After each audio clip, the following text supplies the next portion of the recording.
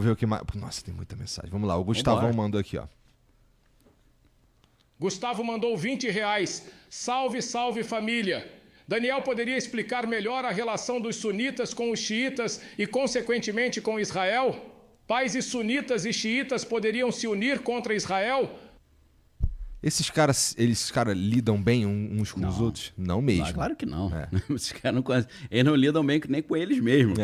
O cara acorda já dando tapa na própria cara. Então, assim, a gente tem uma impressão que o xiita é o mais radical, mas os sunitas são altamente radicalizados também. E aí eu vou dar um exemplo dessa galera, contando um pouco dessa historinha geopolítica, né? O que acontece? É sempre uma guerra por procuração. Quando a gente pensa na Revolução Islâmica no Irã, é a Rússia patrocinando essa parada. Vou dar um exemplo mais cultura pop para quem é um pouquinho da nossa idade. Rambo 2. Rambo 2? Não, Rambo 3. O 1 é ele voltando do Vietnã, o 2 é ele de volta no Vietnã, o 3 é ele no Afeganistão.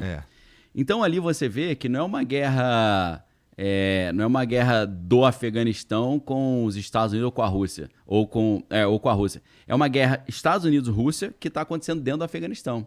Os Estados Unidos querem se vingar da derrota que eles tiveram no Vietnã para a Rússia e tomar o Vietnã de volta para o controle norte-americano. A gente sabe que o Vietnã é um país muito importante, não só nas rotas, mas também tem gás natural e tal. Então... se a gente olha os conflitos do Oriente Médio, não como uma briga entre Irã e Iraque, por exemplo, mas uma briga entre Estados Unidos e Rússia por procuração, fica muito mais fácil de entender. Vou dar um exemplo. E é claro que os Estados Unidos e Rússia vão explorar essas diferenças entre sunitas e xiitas para eles brigarem entre si, né?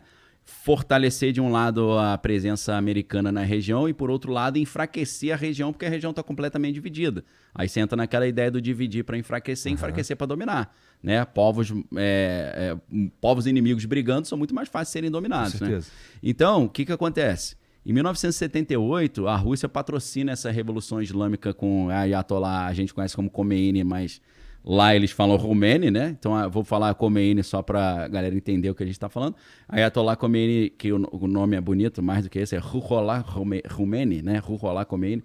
Ele assume o poder. O que os Estados Unidos fazem? Preciso achar um cara para resolver essa parada para mim.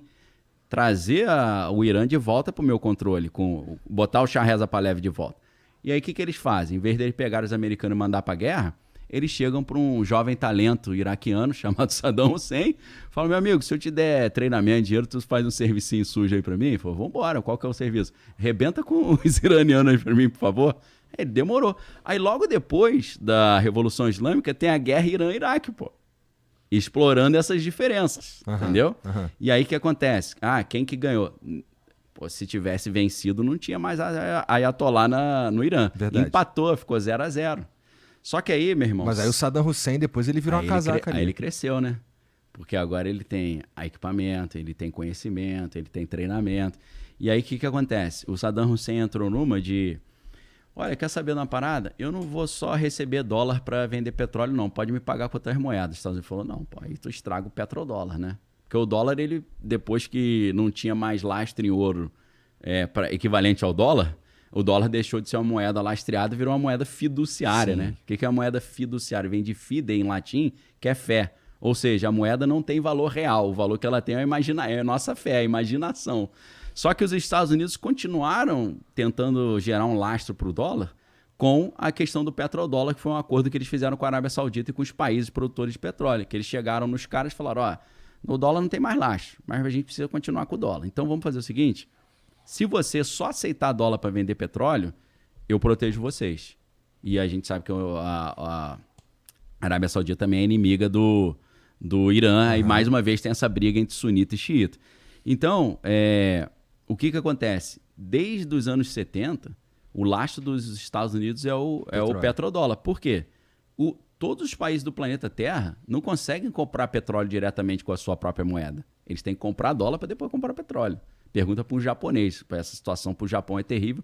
Inclusive, o Japão está prestes a gerar uma crise econômica terrível global por vários motivos. Primeiro motivo é que o Japão não é autossuficiente de petróleo. Ele precisa comprar petróleo. como é que ele compra petróleo? Em dólar. Aham. Então, o que acontece? Se o dólar se distancia do iene, fica muito caro para ele comprar o petróleo. Então, tudo no Japão fica caro, a economia pode até quebrar. Esse é um problema. Se o petróleo sobe muito, quebra o Japão. Só que o Japão já está numa situação sensível, porque no Japão tem um negócio chamado carry trade. Carry trade é o seguinte, os juros no Japão, tradicionalmente, eram muito baratos. É tipo zero. É como se eu pegasse 10 mil contigo e daqui a 5 anos eu devolvesse os mesmos 10 mil. Aí o que os caras faziam? Eu pegava 10 mil contigo, investia num lugar que tinha 15% de juros e te devolvia os 10 mil e botava o juro no bolso. Esse é o carry trade.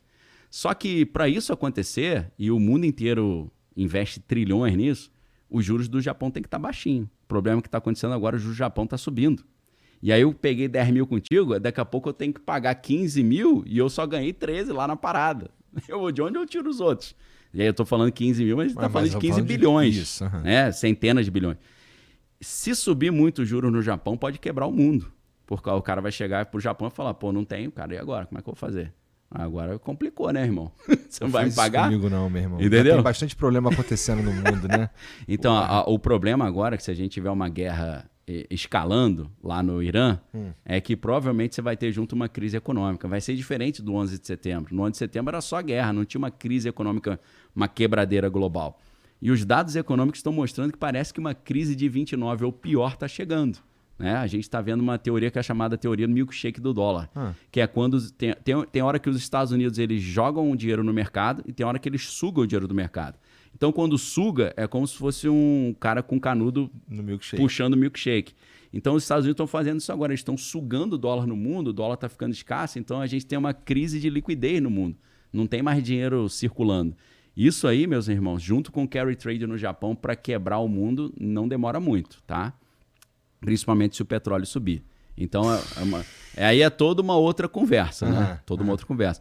Mas, para a galera entender, Revolução Islâmica no Irã, os Estados Unidos contrata Saddam Hussein para fazer uma guerra de procuração, a guerra empata, só que Saddam Hussein fala, Estados Unidos não precisa de você mais não, que agora eu tenho minhas paradas. Não quero mais aceitar só dólar para vender o petróleo, vou aceitar outras moedas. Os Estados Unidos falou, não, aí se tu quebra o petrodólar, aí guerra do Golfo, entendeu? Aí foram lá e quebraram os caras. Então, é sempre assim. Quando teve a Revolução Russa, em 1917, os Estados Unidos falaram, isso é um problema, né? Eles estão tomando conta da Europa, Segunda Guerra Mundial. Aí, quando nos antecedentes da Segunda Guerra Mundial, o que os Estados Unidos fizeram? Precisamos de algum maluco para conter o avanço da União Soviética. Acharam um alemão loucaço chamado Adolfinho, Adolfinho Asqueroso. E aí, o Senado americano patrocinou o cara, na pessoa de um senador chamado Prescott Bush. Se você pegar e botar no Google assim, Prescott Bush Hitler, você vai chegar a uma matéria do The Guardian, que você vai entender toda a história do motivo pelo qual os Estados Unidos patrocinaram o Hitler para destruir a União Soviética.